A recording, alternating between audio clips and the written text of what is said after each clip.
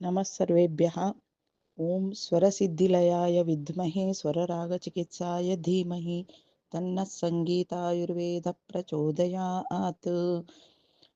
मम नाम श्यामला। अहं मूलतः उत्तरकन्नडजिल्लायाः सिर्सीजनपदीया अस्मि। अहं पण्डित् प्रसन्नमाधवगुडिवर्यस्य संगीतायुर्वेदचिकित्सायाः प्राडक्ट् इत्यस्य उपयोगं कुर्वती अस्मि। पान्तोस्मान् इति तस्य नाम। तत्र भिन्न भिन्न उपस्कराः सन्ति, औषधानि सन्ति।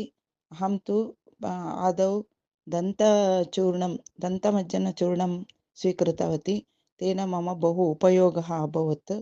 तथैव सः एकम् औषधं दत्तवान्। तेन कारणेन शरीरे किञ्चित् लाघवत्वम् अस्ति, पुनः चैतन्यमस्ति। जयतात् पान्तोस्मान् संगीतायुर्वेदः